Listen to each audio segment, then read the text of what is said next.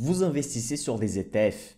Peut-être vous ne faites pas attention à trois variables, plutôt à trois risques que vous avez quand vous investissez sur des ETF. Aujourd'hui, je vais parler de ces risques, expliquer comment ils fonctionnent et comment les éviter. Si vous êtes nouveau ici, bienvenue, je m'appelle Michael Ravaneda, mon accent vient du Brésil, je suis ingénieur, analyste financier diplômé par la Société française des analystes financiers et cette chaîne elle est faite pour les investisseurs de long terme.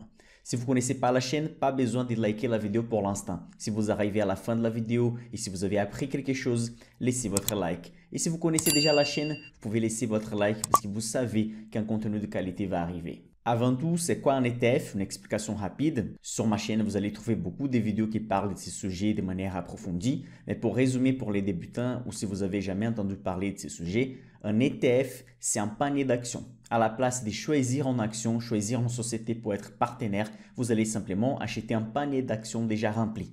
Par exemple, à la place de choisir Louis Vuitton, Danone, Renault, vous pouvez choisir l'ETF, les paniers d'actions CAC 40. Vous pouvez investir sur les 40 plus grosses sociétés de marché français dans un seul coup, donc en plaçant cet actif sur votre portefeuille. Ça veut dire qu'en achetant un panier d'actions, la performance de votre épargne, la performance de votre investissement va suivre exactement la moyenne des performances des 40 plus grosses sociétés de marché français. Ça existe aussi des ETF du monde entier, du marché américain. Il existe aussi des ETF de certains secteurs des niches, comme par exemple l'industrie, la santé, l'ETF qui va investir sur la technologie précise, sur les clouds, sur l'intelligence artificielle. Donc, vous pouvez trouver des paniers d'actions déjà prêts sur plusieurs sujets et aussi dédiés à certaines régions géographiques. Les risques que je vais vous montrer aujourd'hui, même les investisseurs qui investissent, ça fait longtemps sur des ETF, parfois ne connaissent pas. Donc, faites attention car je vais vous montrer comment éviter ces erreurs. La première variable à faire attention lorsque vous allez acheter un ETF, c'est les tracking errors. Les tracking errors, c'est une variable à vraiment faire attention parce que si vous achetez un panier d'actions, vous voulez que votre investissement fasse exactement la performance de l'indice des références. Ça veut dire que vous voulez suivre exactement la moyenne de ces paniers d'actions.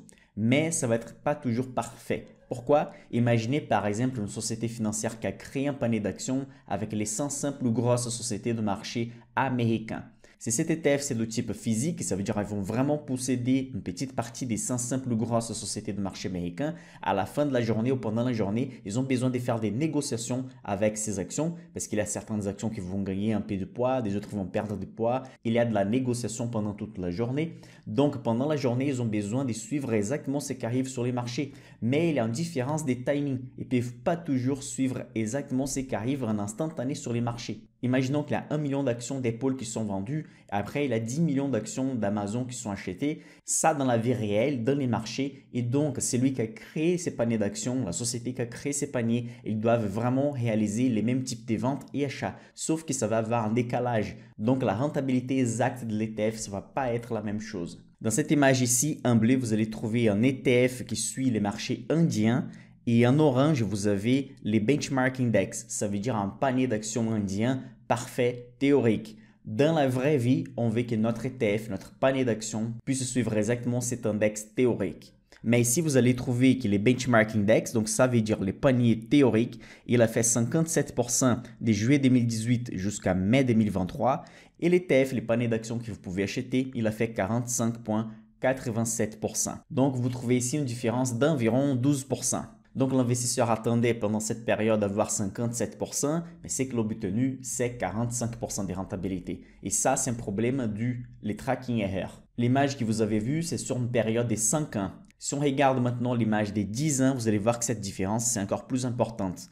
L'ETF, il a fait 113% pendant que l'indice théorique parfait a fait 148%. Donc, vous avez ici une différence assez importante. Par exemple, avec 100 000 € investis, avec les paniers théoriques, la personne terminerait l'investissement avec 248 000 €. Mais la personne qui a acheté cet ETF l'a terminé en fait avec 213 000 €. Donc, une différence de 35 000 € sur une période de 10 ans. Donc, on voit ici que le tracking error, il est élevé. Les deux graphiques que je vous ai montrés, c'est par rapport aux marchés indiens. Maintenant, je vais vous montrer l'ETF monde. Ça veut dire un panier d'actions qui va suivre les actions du monde entier. Vous voyez que dans ces cas, le tracking error est très petit. L'indice de référence a fait 176% pendant que l'ETF, dans la vraie vie, l'investisseur a fait 174%. Donc, une différence d'environ 2%, 1,90. Donc, vous voyez que sur un ETF, on a un tracking ARR élevé et sur un autre, on a un tracking ARR qui n'est pas élevé. Donc, par définition, les tracking ARR, c'est l'écart entre l'indice des références et l'ETF que l'investisseur a acheté. On va jeter un œil maintenant sur la performance glissante sur certaines périodes de cet ETF monde. Donc, vous allez voir sur cette image ici, sur des périodes d'un an. Par exemple, entre juin 2022 et juin 2023, les Amundi Monde a fait 10,36% pendant que l'indice des références a fait 10,09%. Donc ici, l'indice des références a perdu tout un petit peu par rapport à l'ETF. Mais entre juin 2021 et juin 2022, l'indice des références a fait 6,98% et l'ETF Monde d'Amundi a fait 6,75. Donc, vous voyez que les performances, même en 2018, 2020, etc., sont des performances qui n'ont pas des gros écarts entre l'ETF et l'indice des références. Mais en regardant notre graphique par rapport à la performance glissée, ça veut dire en regardant quel est l'écart pendant une période d'un an, 3 ans, 5 ans et 10 ans, vous allez voir que pendant la période des 10 ans, l'ETF Monde a fait 176,56 et l'indice des références a fait 178,48. Donc, une différence qui est négligeable sur une période de 10 ans. Donc ici, il y a un devoir que vous devez faire lorsque vous allez ajouter un ETF sur votre portefeuille. Vous allez regarder la performance sur 5 ans et sur 10 ans de l'ETF. Évidemment, si l'ETF a été créé, ça fait pas longtemps, vous n'allez pas trouver un historique. Mais faites attention par rapport à l'écart entre la performance de l'ETF et de l'indice des références au fur et à mesure que les années vont passer. Mais si l'ETF que vous investissez, il y a un historique de plus de 5 ans, ça vaut la peine de faire attention déjà.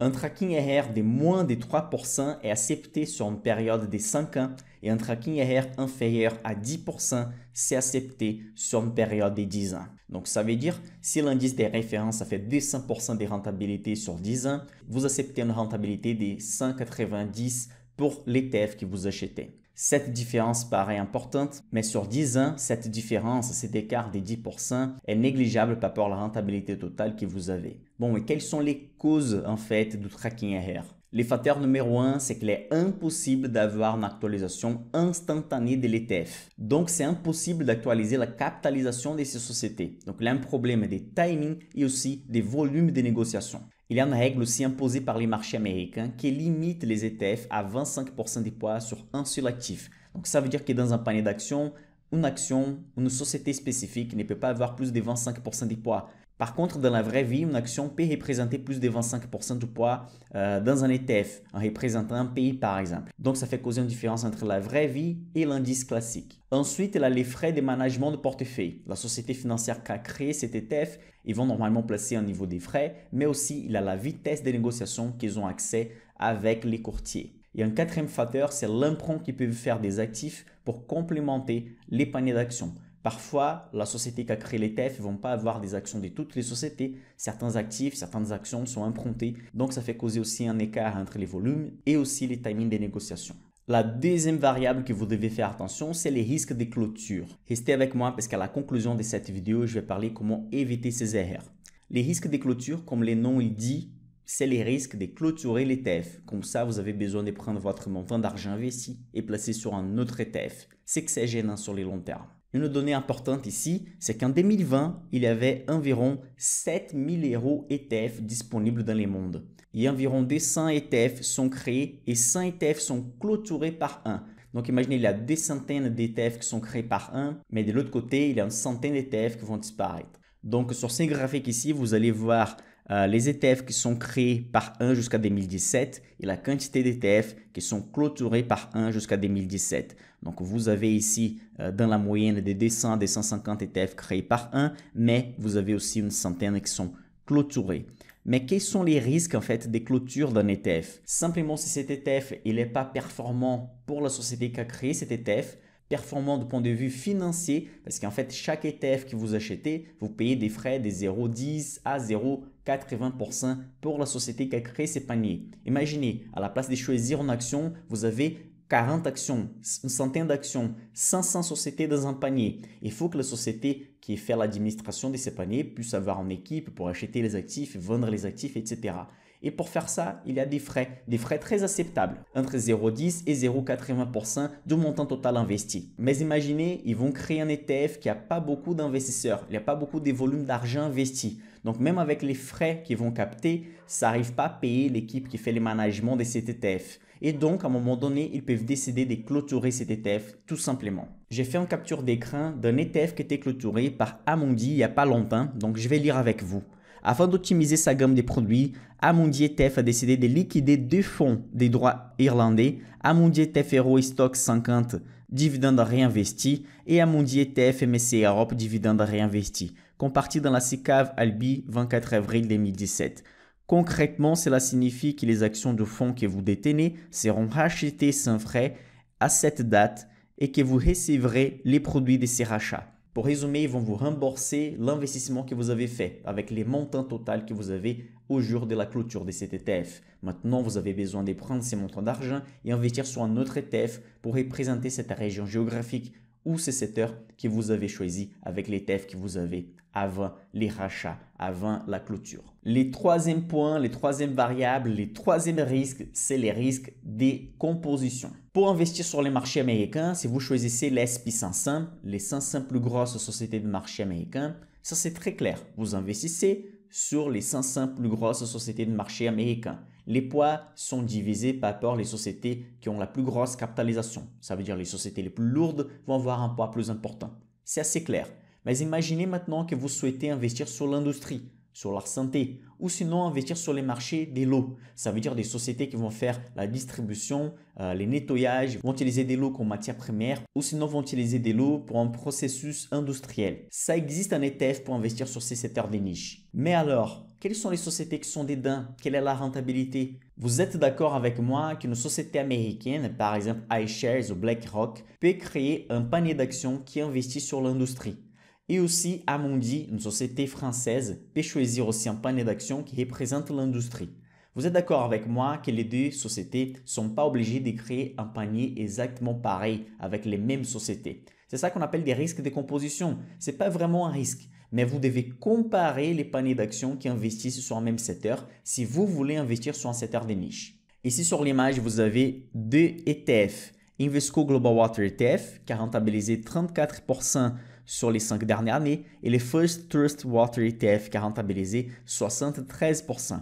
Donc les deux ETF vont investir sur les secteurs de l'eau, mais le deuxième a rentabilisé plus que les doubles par rapport à la rentabilité des premiers ETF Invesco. Il est très difficile de savoir en avance quel sera l'ETF qui va performer mieux, mais vous pouvez jeter un œil sur la performance déjà réalisée dans le passé et surtout la composition sectorielle et la composition des sociétés sur ces ETF. Par exemple, on va commencer par l'Invesco qui a rentabilisé 34, moins que la moitié de le deuxième qu'on va analyser ensuite. Cet ETF Invesco, c'est un ETF qui investit 55% du poids sur les États-Unis, ensuite Royaume-Uni, Japon, un peu proche de ce qu'on va trouver sur les deuxièmes ETF.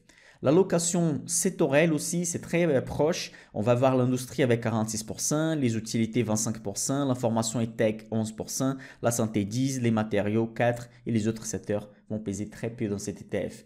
Et en analysant les top 5 sociétés, les sociétés qui ont des poids plus importants dans cet ETF, vous allez trouver Hopper Technologies, Ferguson, Panther, etc.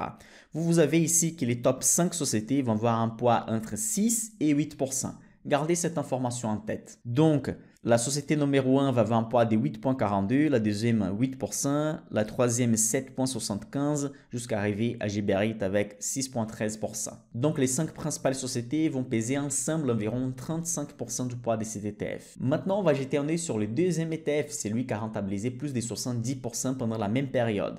Donc vous allez trouver ici que la répartition sectorielle c'est plutôt la même, industrie, utilité, la santé, l'information et tech. Il va y avoir une différence de 2 ou 3% sur chaque secteur, mais ce n'est pas ça qui va représenter cette différence des performances. Si vous jetez un œil sur les top 5 sociétés, vous allez trouver Ecolab, Rupert, American Water. Donc la société qui pèse les plus parmi les top 5 pèse 4,24 et celle qui pèse moins pèse 3,99. Donc vous avez ici moins de concentration sur les top 5 des sociétés. Donc ça veut dire que les poids il est réparti sur la majorité des sociétés qui composent cet ETF. Les premiers ETF, il est très concentré sur quelques sociétés et les deuxièmes, au contraire, il est très bien réparti. Sur un secteur qu'on ne connaît pas exactement quelle est la société gagnante, quelle sera la société qui va performer mieux, normalement, ça vaut la peine de diversifier un peu plus. Parce que s'il y a 1, 2, 3 ou 4 sociétés gagnantes que vous ne connaissez pas, mais vous avez ces sociétés dans les portefeuilles, si la société va faire x5 ou x10, il suffit une seule société gagnante pour avoir une très belle performance. Par contre, si vous concentrez les principaux poids de portefeuille sur quelques sociétés et la performance elle n'est pas bonne, donc vous n'allez pas bien rentabiliser. Mais du coup, vous pouvez utiliser l'argument, mais ouais Michael, mais l'autre ETF, comme il est très concentré, si une des sociétés de top 5 gagne beaucoup, fait une très belle performance, la performance serait excellente aussi. Je suis complètement d'accord, mais faites attention sur des secteurs que vous ne connaissez pas très bien, quelles seront les sociétés gagnantes, quelles sont les activités les plus gagnantes. C'est beaucoup mieux d'avoir une diversification beaucoup plus importante dans ces cas. Donc faites attention sur une possible bulle sur l'intelligence artificielle. Si vous voulez que je fasse une vidéo par rapport à ces sujets, likez la vidéo maintenant. Quand cette vidéo ici va arriver à 300 likes, je vais faire une vidéo dédiée à l'analyse du marché d'intelligence artificielle et des ETF de ces secteurs. Donc, l'astuce pour les risques de décomposition, c'est que vous devez analyser les top 10 des sociétés qui composent vos ETF. Si vous investissez votre épargne sur un ETF, sur un panier d'actions, vous avez au moins obligation de connaître quelles sont les top 10 sociétés. Pas besoin de savoir par cœur, mais au moins connaître les principales sociétés, comment sont les comportements des sociétés. Ce n'est pas parce que vous faites un investissement de manière passive avec un ETF que vous devez simplement acheter l'ETF aveuglément. Normalement, les risques de décomposition arrivent sur les ETF des niches et sectoriels. Sur un ETF CAC 40, sur un ETF SP500, on connaît très déjà bien les principes. C'est un type de diversification plutôt géographique, donc on n'a pas ces contextes. Mais si vous allez investir sur une industrie précisément, donc analysez bien ces types de compositions. Donc allez, petit résumé pour faire la conclusion de cette vidéo. Les tracking erreurs, l'écart entre l'indice théorique et l'ETF. Pour éviter cet écart-là, analysez l'historique de l'ETF. S'il a un historique de plus de 5 ans, analysez si cet écart ne dépasse pas 3%. Sur une période de 10 ans, jusqu'à 10% d'écart, c'est acceptable. Mais évidemment, plus petit c'est cet écart, plus intéressant sera votre ETF. Pour les risques de clôture, si vous investissez sur un ETF qui est peu liquide, ça veut dire l'encours pèse moins de 50 millions ou 80 millions et que les frais sont aussi pas élevés, 0,10, 0,15%. Donc, ça veut dire que la société qui a créé cet ETF, peut-être, elle ne va pas gagner de l'argent. Donc, ça, c'est un risque sur le long terme. Ils peuvent arriver à clôturer cet ETF et vous avez besoin de chercher un autre. Et le troisième risque, c'est le risque de composition. Il faut connaître les top 10 des sociétés si vous investissez sur un ETF des niches, sur un ETF sectoriel. Je vais vous montrer une image maintenant. Il suffit de chercher les noms de l'ETF que vous êtes intéressé ou que vous investissez sur Google et vous avez besoin de rentrer sur les sites de la société qui a créé cet ETF. Par exemple, pour l'ETF Amundi Monde, vous allez trouver déjà depuis le début que les cours d'une part de cet ETF coûtent 417 €. Vous allez trouver la performance depuis le début de l'année. Et ensuite, en bas déjà, l'encours sous gestion, plus de 10 milliards d'euros sous gestion. Donc, c'est vraiment un montant important. Avec les frais de gestion acceptables, des 0,38%. Donc, vous avez ici déjà quelques informations par rapport aux frais et par rapport à l'encours de gestion pour éviter par exemple les risques de clôture ou sinon peu de liquidité qui peut causer aussi les tracking errors. Pour éviter l'écart que vous pouvez trouver dans les tracking errors, donc regardez aussi la liquidité d'un ETF et les volumes de négociation et aussi l'encours. Surtout l'encours va jouer beaucoup sur la clôture et les tracking errors. Si vous avez appris quelque chose dans cette vidéo, n'oubliez pas de liker la vidéo. N'oubliez pas aussi de partager avec vos amis. N'oubliez pas que si vous voulez apprendre des A à Z par rapport aux ETF, ça c'est une partie de ma formation complète d'investissement. N'oubliez pas que si vous voulez apprendre des A à Z à comment investir avec des ETF de manière passive, en dépensant moins de 15 minutes par mois pour faire des investissements, vous avez dans ma formation tout ce qu'il faut. Les liens de préinscription sont dans la description de la vidéo. En remplissant vos informations, vous allez recevoir d'ici à 1 mois ou 40 jours, quand il y aura des places disponibles, des informations par rapport à ma formation. Si vous avez appris quelque chose avec cette vidéo, n'oubliez pas de liker la vidéo et partager avec vos amis. On se voit très prochainement sur une nouvelle vidéo.